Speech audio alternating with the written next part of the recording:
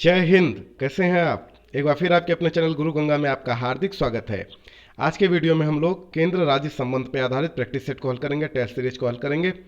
इससे संबंधित प्रश्न UGC net, TGT, PGT, BEO और इसके अलावा टेट, सुपर टेट, अन्य बहुत सारी प्रतियोगी परीक्षाओं में पूछे जाते हैं। तो ये बड़ा इंपॉर्टेंट वीडियो होने वाला है, इसे आप अंत तक जरूर देखेंगे। तो चलिए शुरू करते हैं आज की इंपॉर्टेंट कक्षा। तो शुरू करते हैं। पहला प्रश्न, संघ सूची, राज्य सूची तथा समवर्ती सूची का विस्तृत उल्लेख संविधान की किस अनुसूची में किया गया है? ए ऑप्शन कहता है छठी, बी कहता है सातवीं, सी कहता है आठवीं और डी कहता है नौवीं। तो आपको बताना है किस अनुसूची में संघ सूची, राज्य सूची और समवर्ती सूची, जो तीन सूचियां हैं, उनका विस्तृत उल्लेख किया गया है। बताएं। जी हाँ, आप भी उत्तर देने का प्रयास करेंगे ताकि आपको भी पता लगे कि आपकी कितनी तैयारी हो चुकी है और कहाँ थोड़ी सी कमी रह गई है जिसको आपको सही करना है। तो सही उत्तर देने का आप भी प्रयास करें। जी बिल्कुल सही है। सातवीं अनुसूची में इन सूचियों का विस्तृत उल्लेख किया गया है। भारतीय संविधान में तीनों सूचियों से संबंधित व्यवस्था निम्नलिखित में से कहाँ से ली गई है? मतलब किस संविधान से ली गई, कहाँ के संविधान से ली गई है, किस अधिनियम से ली गई है, वो आपको बताना है। ए कहता है यूएसए के संविधान से, बी कहता है ऑस्ट्रेलिया के संविधान से, सी कहता है कनाडा के संविधान से और डी कहता है भारत सरकार अधिनियम 1935 से। तो आपको ये बताना है कि भारतीय संविधान में तीनों अनुसूचियों से संबंधित व्यवस्था कहाँ से ली गई है। जी हाँ, भारत सरकार अधिनियम 1935 से ली गई है ये तीनों सूचियों की व्यवस्था। सरकारी या आयोग की सिफारिशों का संबंध है किससे है, वो आपको बताना है। ए राजस्व वितरण से, बी भारत के राष्ट्रपति की शक्तियों एवं कार्यों से, सी संसद की सदस्यता से, डी केंद्र और राज्यों के बीच संबंधों से। तो आपने बिल्कुल सही उत्तर दिया है, केंद्र और राज्य के बीच संबंधों से। केंद्र राज्य संबंध पर 1971 में राजमन्नार समिति किस राज्य के द्वारा गठित की गई थी?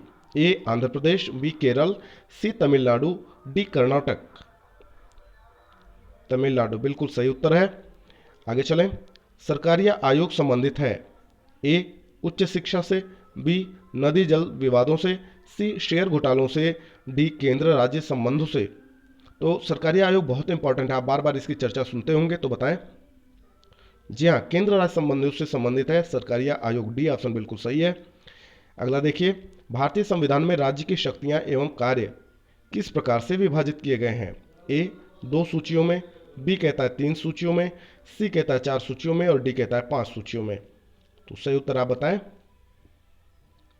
जी 3 सूचियों में है ना, राज्य सूची, संघ सूची और समवर्ती सूची, ये 3 सूचियां बनाई गई हैं, इसी में विभाजित किए गए हैं इनकी शक्तियां और कार्य। तो बी ऑप्शन बिल्कुल सही है। अगले प्रश्न की ओर चलते हैं। अगला प्रश्न कहता है, केंद्र तथा राज्य के मध्य शक्तियों के वितरण के लिए भारत का संविधान 3 सूचियों को प्रस्तुत करता है। निम्न में से कौन से 2 अनुच्छेद शक्तियों के वितरण को विनियमित करते हैं? देखिए यूपीपीसीएस का प्रश्न है, इसके अलावा बहुत सारी इंपॉर्टेंट परीक्षाओं में ये पूछे गए हैं प्रश्न। तो आप अंत तक वीडियो जरूर देखेंगे, इस तरीके बहुत सारे इंपॉर्टेंट प्रश्न आपको देखने को मिलेंगे ताकि आपकी तैयारी पूरी हो जाए। तो बताएं इसका सही उत्तर क्या होगा। ए कहता है अनुच्छेद 4 और 5, बी कहता है अनुच्छेद 56 और 57, सी कहता है अनुच्छेद 141 तथा 142, डी कहता है अनुच्छेद 245 तथा 246। तो देखिए अनुच्छेद 245 तथा 246 शक्तियों के वितरण को विनियमित करते हैं, ठीक ना। ये डी ऑप्शन बिल्कुल सही है। संघ और राज्यों के विधायी संबंधों का संचालन किन सूचियों के आधार पर किया जाता है? ए संघ सूची, बी राज्य सूची, सी समवर्ती सूची, डी इनमें से नहीं, या इनमें से सभी, हाँ सॉरी इनमें से सभी। तो डी ऑप्शन आप बताएं। तो इनके विधायी संबंधों का संचालन तीनों, उपरोक्त सभी जो लिखा हुआ है इनमें से सभी, डी ऑप्शन बिल्कुल सही है। अगला प्रश्न देखिए, भारतीय संविधान में अवशिष्ट अधिकार है किसके पास है, वो बताना है आपको। ए राज्यों के पास, बी केंद्र के पास, सी केंद्र व राज्य दोनों के पास और डी कहता है किसी के पास नहीं। तो जो राज्य सूची में दे दिया गया, जो केंद्र संघ सूची में दे दिया, समवर्ती में दे दिया गया, उसके अलावा अगर कोई विषय रह जाता है तो उसे अवशिष्ट अधिकार जो है उसे संबंधित कानून बनाने का, लागू करने का, तो किसके पास है वो बताना है आपको। तो आप बताएं भारतीय संविधान में अवशिष्ट अधिकार किसके पास है? जी बिल्कुल सही है, केंद्र के पास है। भारतीय संविधान के अनुसार अवशिष्ट शक्तियां किसको सौंपी गई हैं? ए राष्ट्रपति, बी संघीय संसद, सी राज्य विधानमंडल, डी राज्यपाल। तो चूंकि केंद्र के पास है इसलिए संघीय संसद, बी ऑप्शन बिल्कुल सही है ना, क्योंकि कानून तो संसद ही बनाती है, राष्ट्रपति तो अकेले बनाएंगे नहीं। आगे चलते हैं। भारतीय संविधान में केंद्र व राज्य सरकारों के कार्यक्षेत्र को संघ सूची, राज्य सूची और समवर्ती सूची द्वारा स्पष्ट किया गया है। जो कार्य इन सूचियों में वर्णित नहीं है वह किसके अधिकार क्षेत्र में आते हैं? तो जो ऊपर अभी हम लोगों ने पढ़ा उससे संबंधित प्रश्न ही है ये। ए राज्य के, बी संघ के, सी संघ और राज्य के, डी कहता है किसी के कार्यक्षेत्र में नहीं। तो बिल्कुल सही है, संघ के कार्यक्षेत्र में आएंगे, अधिकार क्षेत्र में आएंगे। 12वां देखिए, अवशिष्ट विषयों पर विधि निर्माण का अधिकार किसे प्राप्त है? अवशिष्ट विषयों पर कानून बनाने का अधिकार किसे प्राप्त है आपको बताना है। ए संघ, बी राज्य, सी संघ और राज्य दोनों, डी कहता है इनमें से कोई नहीं। जी संघ बिल्कुल सही है, अवशिष्ट विषयों पर कानून बनाने का अधिकार किसको है? संघ को है। ए ऑप्शन बिल्कुल सही है। अगले प्रश्न की ओर चलते हैं। अगला प्रश्न कहता है,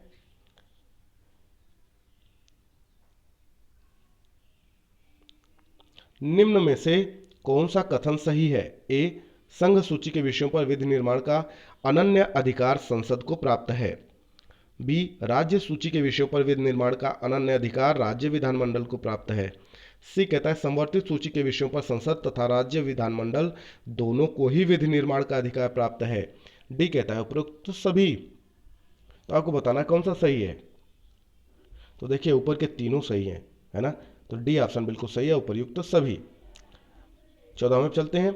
यदि समवर्ती सूची के किसी विषय पर राज्य विधानमंडल द्वारा निर्मित अधिनियम उसी विषय पर संसदीय अधिनियम परस्पर विरोधी हो तो, यानी जो समवर्ती सूची है उस पर राज्य और केंद्र दोनों कानून बना सकते हैं, लेकिन अगर कोई विषय ऐसा है जिसमें राज्य विधानमंडल ने कोई कानून बनाया, कोई अधिनियम बनाया है और उसी पे संसद ने भी कोई अधिनियम बनाया है और दोनों परस्पर विरोधी हैं, तो ऐसी स्थिति में क्या होगा? तो ए कहता है जो नियम पहले बना है वह दूसरे पर अभिवासी होगा, बी कहता है जो नियम बाद में बना है वह पहले पर अभिवासी होगा, सी कहता है संसदीय अधिनियम राज्य अधिनियम पर अभिवासी होगा, डी कहता है संसद और राज्य विधानमंडल दोनों को पुनः अधिनियम निर्माण करना होगा। देखिए टेक्निकल चीजें हैं, तो आप बताएं।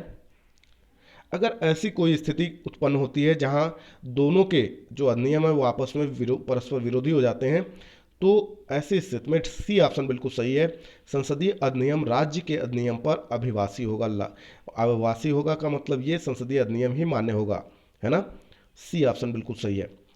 किन स्थितियों में संसद राज्य सूची के विषयों पर विधि निर्माण कर सकती है?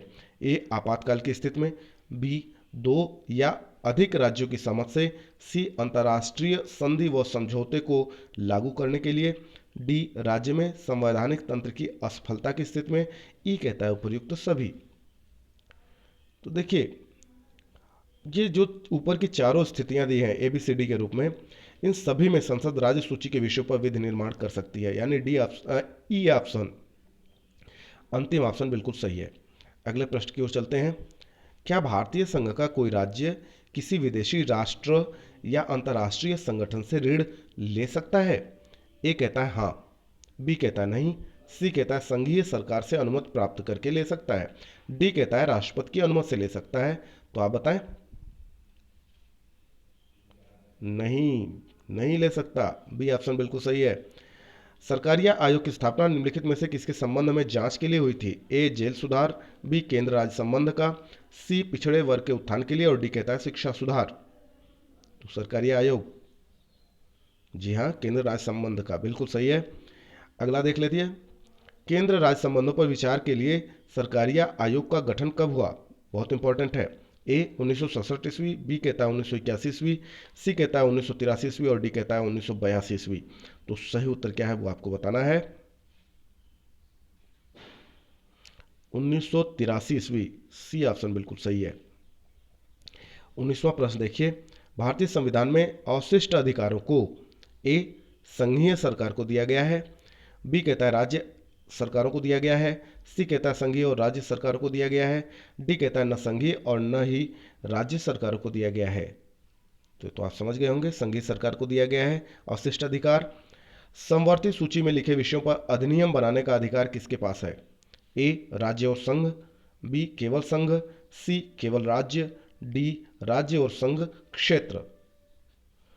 तो देखिए, जो समवर्ती सूची है उसमें जो उल्लिखित विषय है उस पर अधिनियम बनाने का अधिकार संघ एवं राज्य दोनों को है। ए ऑप्शन बिल्कुल सही है, राज्य और संघ दोनों को है। निम्नलिखित में से किसके अंतर्गत आने वाले विषयों पर नियमन बना सकने का संसद को एकमात्र अधिकार है?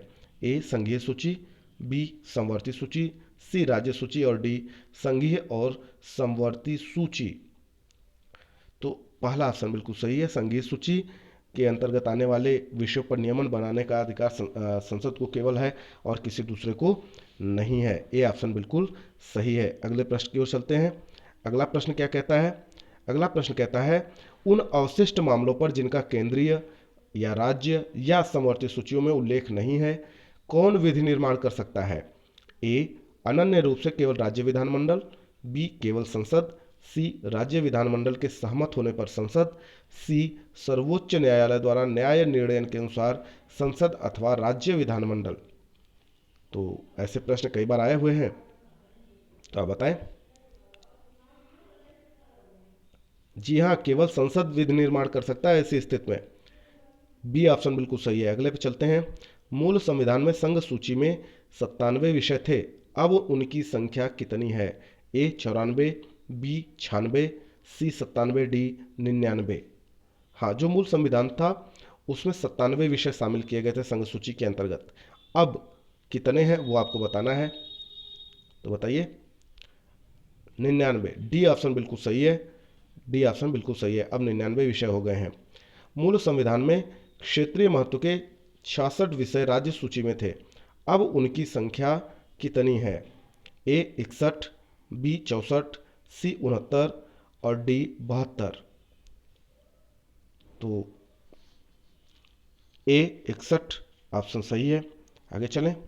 मूल संविधान में समवर्ती सूची के अंतर्गत विषयों की संख्या 47 थी, अब यह संख्या कितनी है यह बताना है आपको। ए 42, बी 45, सी 50, डी 52। तो समवर्ती सूची के अंतर्गत अब 52 विषय हो गए हैं। डी ऑप्शन बिल्कुल सही है। आगे चलते हैं। पंचायती राज विषय है। पंचायती राज किसका विषय है? ए समवर्ती सूची में है, बी केंद्र की सूची में, सी राज्य की सूची में, डी विशेषाधिकार की सूची में। तो बताइए पंचायती राज किसका विषय है? राज्य की सूची में है, बिल्कुल सही है। सी ऑप्शन बिल्कुल सही है। भूमि सुधार, फिर खाली जगह दिया हुआ है, के विषय के अंतर्गत है। आपको बताना है भूमि सुधार किसके विषय के अंतर्गत है। ए संघ सूची, बी समवर्ती सूची, सी राज्य सूची और डी इनमें से कोई नहीं। भूमि सुधार बताना है आपको। तो भूमि सुधार राज्य सूची के विषय के अंतर्गत है ना। सी ऑप्शन बिल्कुल सही है। आगे चलिए। आर्थिक नियोजन विषय है। ए संघ सूची में, बी राज्य सूची में, सी समवर्ती सूची में और डी किसी सूची में उल्लिखित नहीं है। तो सही उत्तर आप बताएं। आर्थिक नियोजन विषय समवर्ती सूची में है ना। सी ऑप्शन बिल्कुल सही है। अगले प्रश्न की ओर चलते हैं। निम्नलिखित में से कौन सा विषय समवर्ती सूची में है? ए कृषि, बी शिक्षा, सी पुलिस और डी रक्षा। तो आपको बताना है कि कौन सा विषय इनमें से समवर्ती सूची में है। तो शिक्षा यह एक ऐसा विषय है जो समवर्ती सूची में है, इस पे केंद्र और राज्य दोनों कानून बना सकते हैं। भारतीय संविधान की 7वीं अनुसूची के अंतर्गत संघ सूची में निम्नलिखित में से किसका उल्लेख नहीं है? ए बैंकिंग, बी बीमा, सी जनगणना और डी गैस। तो सही उत्तर बताएं। तो 7वीं अनुसूची के अंतर्गत संघ सूची में बैंकिंग, बीमा, जनगणना इनका उल्लेख है, गैस का उल्लेख नहीं है। किसका? डी ऑप्शन बिल्कुल सही है इस प्रश्न के लिए। भारतीय संविधान की 7वीं अनुसूची के अंतर्गत राज्य सूची में निम्नलिखित में से किसका उल्लेख नहीं है? ए शिक्षा, बी विद्युत, सी रेलवे पुलिस, डी वन। तो आप बताएं। जी हाँ, विद्युत। बी ऑप्शन बिल्कुल सही है। इस प्रश्न के लिए बी ऑप्शन सही है। आगे चलें। निम्नलिखित में से कौन सा विषय संघ सूची के अंतर्गत समाविष्ट है? ए पुलिस, बी जनगणना, सी भू आगम, डी लोक स्वास्थ्य और सफाई का प्रबंध। तो सही उत्तर बताएं। संघ सूची के अंतर्गत जनगणना, जनगणना सही है। आगे चलें। निम्नलिखित सूचियों में से किसके अंतर्गत शिक्षा आती है? ए केंद्रीय सूची, बी राज्य सूची, सी समवर्ती सूची, डी स्थानीय सूची। तो समवर्ती सूची के अंतर्गत शिक्षा आती है, अभी ऊपर आपने देखा ही है। 34वां देखिए, निम्नलिखित में से कौन राज्य सूची में नहीं है? ए कृषि, बी जेल, सी सिंचाई और डी सुरक्षा। तो जो सुरक्षा डी ऑप्शन है यह राज्य सूची में नहीं है। आगे चलिए। सामाजिक सुरक्षा एवं सामाजिक बीमा विषय है। ए समवर्ती सूची में, बी अवशिष्ट सूची में, सी राज्य सूची में, डी संघीय सूची में। तो सामाजिक सुरक्षा एवं सामाजिक बीमा विषय है समवर्ती सूची में। ए ऑप्शन बिल्कुल सही है, पहला बिल्कुल सही है। अगले प्रश्न की ओर चलते हैं। अगला प्रश्न कहता है, शिक्षा को किस संविधान संशोधन द्वारा राज्य सूची से हटाकर समवर्ती सूची में शामिल किया गया? ए कहता है 40वें, बी कहता है 42वें, सी कहता है 44वें और डी कहता है इनमें से कोई नहीं। तो आप बताइए। 42वें संशोधन, हमने आपको पहले ही बताया है कि जो 42वां संविधान संशोधन है वो बहुत इंपॉर्टेंट है, बड़े महत्वपूर्ण संविधान संशोधन किए गए हैं उसमें। अगला देखिए, भारतीय संविधान के संदर्भ में निम्नलिखित में से कौन सा युग्म सुमेलित नहीं है? बहुत इंपॉर्टेंट है ये, IAS में पूछा गया है। एक तरफ विषय लिखे हुए हैं, है ना, दूसरी तरफ उनसे संबंधित सूची लिखी गई है, तो आपको मैचिंग कराना है। ये देखना है कौन सा सुमेलित नहीं है, मतलब 3 तो होंगे जो सुमेलित होंगे, एक ऐसा हो सकता है जो नहीं होगा। तो कहा गया 1 समवर्ती सूची में, बी स्टॉक एक्सचेंज समवर्ती सूची में, सी पोस्ट ऑफिस सेविंग बैंक ये संघीय सूची, और डी लोक स्वास्थ्य, इसका संबंध राज्य सूची से बताया गया है। तो आपको बताना है कौन सा सुमेलित नहीं है। तो स्टॉक एक्सचेंज, है ना, समवर्ती सूची, ये सुमेलित नहीं है। ठीक है, आगे चलें। समवर्ती सूची का विषय नहीं है।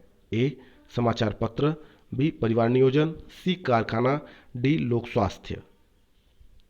तो समवर्ती सूची का विषय समाचार पत्र नहीं है ना, बाकी है। ठीक है, तो आगे चलिए।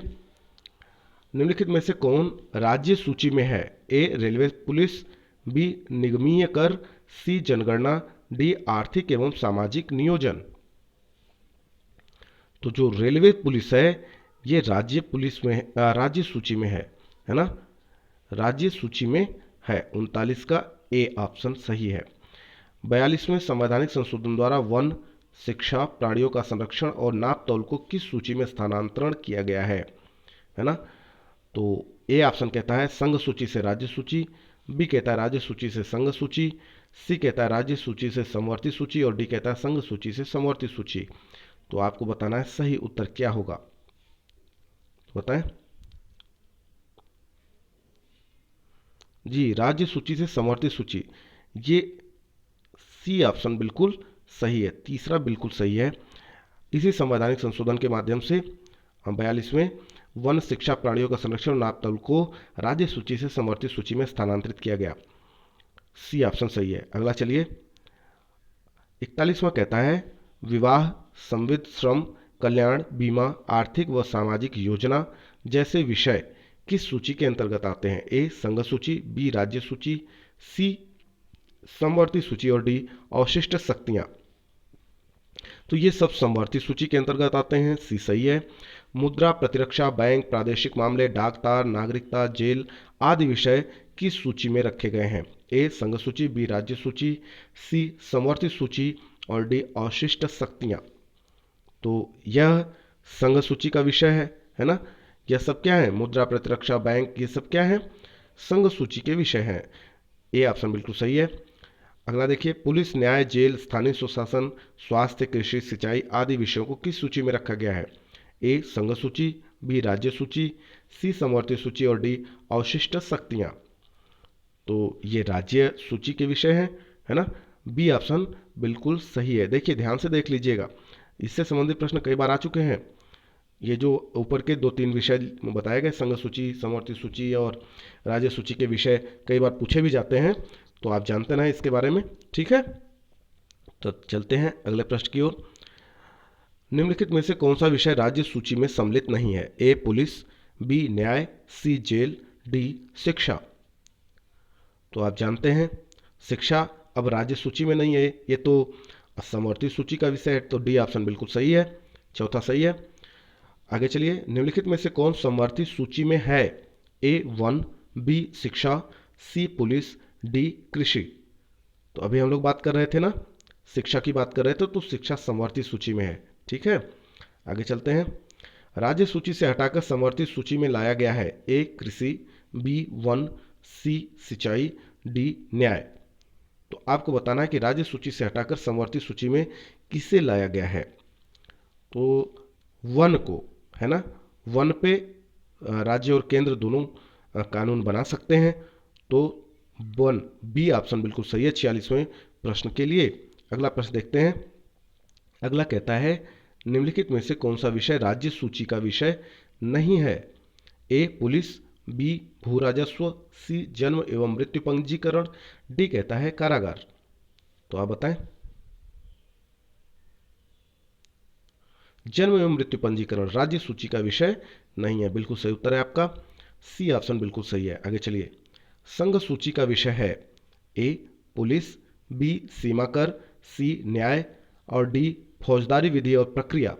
संघ सूची का विषय आपको बताना है, बताएं। सीमा कर बिल्कुल सही उत्तर है आपका। राज्य सूची का विषय है। ए न्याय, बी श्रमिक संघ, सी परिवार नियोजन, डी निवारक निरोध। न्याय, राज्य सूची का विषय है न्याय, है ना। 49वें का ए ऑप्शन सही है। समवर्ती सूची का विषय है। ए सिक्का, बी विदेशी ऋण, सी जेल, डी विवाह और विवाह विच्छेद। तो ये जो डी ऑप्शन है ना, ये समवर्ती सूची का विषय है, विवाह और विवाह विच्छेद। अब चलते हैं अगले प्रश्न की ओर। 42वें संविधान संशोधन द्वारा समवर्ती सूची में जोड़ा गया है। ए जनसंख्या नियंत्रण, बी सार्वजनिक स्वास्थ्य, सी जेल, डी फौजदारी विधि। तो आपको बताना है कि समवर्ती सूची में 42वें संविधान के माध्यम से, संविधान संशोधन के माध्यम से क्या जोड़ा गया? तो जनसंख्या नियंत्रण को जोड़ा गया। ए ऑप्शन बिल्कुल सही है। संघ सूची का विषय नहीं है। ए पुलिस, बी सिक्का, सी डाक, डी तार। तो पुलिस ये संघ सूची का विषय नहीं है। चलिए, बहुत इंपॉर्टेंट प्रश्न आप देख रहे हैं, अंत तक जरूर वीडियो को देखिएगा, बहुत इंपॉर्टेंट प्रश्न इसमें शामिल है। राज्य सूची का विषय नहीं है। ए पुलिस, बी न्याय, सी जेल और डी कहता है सीमा कर। तो आप जानते हैं सीमा कर राज्य सूची का विषय नहीं है, है ना। तो डी ऑप्शन बिल्कुल सही है, बाकी सब राज्य सूची के विषय हैं। अगले प्रश्न की ओर चलते हैं। विधायी शक्तियों की संघीय सूची में समाविष्ट किसी विषय के संबंध में भारत के उच्चतम न्यायालय के अधिकार क्षेत्र बढ़ाने का अधिकार दिया गया है। ए भारत के राष्ट्रपति को, बी भारत के मुख्य न्यायमूर्ति को, सी संसद को, डी विधि न्याय और कंपनी कार्य मंत्रालय को। तो प्रश्न बड़ा इंपॉर्टेंट है। विधायी शक्तियों की संघीय सूची में समाविष्ट किसी विषय के संबंध में भारत के उच्चतम न्यायालय के अधिकार क्षेत्र बढ़ाने का अधिकार दिया गया है। संसद को, किसको दिया गया है? संसद को, सी ऑप्शन सही है। अंतर्राष्ट्रीय संधियों के भारत के किसी भाग अथवा संपूर्ण भाग में लागू करने के लिए संसद कोई भी कानून बना सकती है। ए सभी राज्यों की सहमति से, बी बहुसंख्य राज्यों की सहमति से, सी संबंधित राज्यों की सहमति से, डी बिना किसी राज्य की सहमति से। बहुत इंपॉर्टेंट टॉपिक है ये, बताएं। तो देखिए, बिना किसी राज्य की सहमति से अगर संसद चाहे तो कानून बना सकती है ऐसी स्थिति में। डी ऑप्शन बिल्कुल सही है ना, डी ऑप्शन बिल्कुल सही है। समवर्ती सूची में कौन सा विषय नहीं है? ए दिवालियापन, बी वन, सी भू राजस्व, डी श्रम कल्याण। तो बताएं। जी हाँ, भू राजस्व, है ना, बाकी सब समवर्ती सूची के विषय हैं, लेकिन भू राजस्व समवर्ती सूची का विषय नहीं है। सी ऑप्शन बिल्कुल सही है। देखिए, ये सब आईएएस में पूछे जाने वाले क्वेश्चन है। अगला देख लीजिए, संविधान की राज्य सूची में कौन सा विषय नहीं है? ए मत्स्य, बी कृषि, सी बीमा, डी सट्टेबाजी। तो बताएं। राज्य सूची का विषय बीमा नहीं है ना। मत्स्य, कृषि, सट्टेबाजी तो है, पर बीमा राज्य सूची का विषय नहीं है। 57 का सी ऑप्शन बिल्कुल सही है। केंद्र और राज्यों के बीच वैधानिक शक्तियों का बंटवारा दिया हुआ है, किस अनुसूची में दिया हुआ है यह आपको बताना है। तो इससे पहले कि ये अंतिम प्रश्न भी हम लोग हल कर लें, आपको बता दें कि इसके अलावा और बहुत सारे, इस विषय के अलावा अन्य भी बहुत सारे विषयों पे हमने प्रैक्टिस सेट बना रखे हैं, टेस्ट सीरीज बना रखे हैं। तो आप इस वीडियो के डिस्क्रिप्शन बॉक्स में दिए गए लिंक पर क्लिक करके उन प्रैक्टिस सेट को भी हल कर सकते हैं, अभ्यास कर सकते हैं। अलग अलग विषयों के प्रैक्टिस सेट उसमें दिए हुए हैं, आप सभी का अभ्यास कर सकते हैं। और उसके अलावा अन्य बहुत सारे विषयों पर, बहुत सारे टॉपिक्स पर सरल भाषा में वीडियोज बनाए गए हैं, तो आप उनसे भी अपने प्रतियोगी परीक्षाओं की तैयारी कर सकते हैं। उसके भी लिंक इस वीडियो के डिस्क्रिप्शन बॉक्स में दिए गए हैं। ठीक है, तो चलिए अंतिम प्रश्न को हल करते हैं। केंद्र और राज्यों के बीच वैधानिक शक्तियों का बंटवारा दिया हुआ है। ए 5वीं अनुसूची में, बी 8वीं अनुसूची में, सी 6ठी अनुसूची में और डी कहता है 7वीं अनुसूची में। यूपी पीसीएस का क्वेश्चन है। जी हाँ, 7वीं अनुसूची में, है ना। केंद्र और राज्यों के बीच वैधानिक शक्तियों का बंटवारा दिया हुआ है 7वीं अनुसूची में। तो इस तरीके से इस इंपॉर्टेंट प्रश्न के साथ साथ यह वीडियो पूरा हुआ। यदि यह वीडियो आपको पसंद आता है तो इसे लाइक जरूर करें, अपने मित्रों में शेयर करना न भूलें। चैनल पर नए, चैनल को सब्सक्राइब करके बेल आइकन को प्रेस कर दीजिए ताकि प्रत्येक इंपॉर्टेंट वीडियो का नोटिफिकेशन आपको समय से मिलती रहे। और फिर मिलते हैं अगले इंपॉर्टेंट वीडियो में। तब तक के लिए आप सभी लोगों को जय हिंद।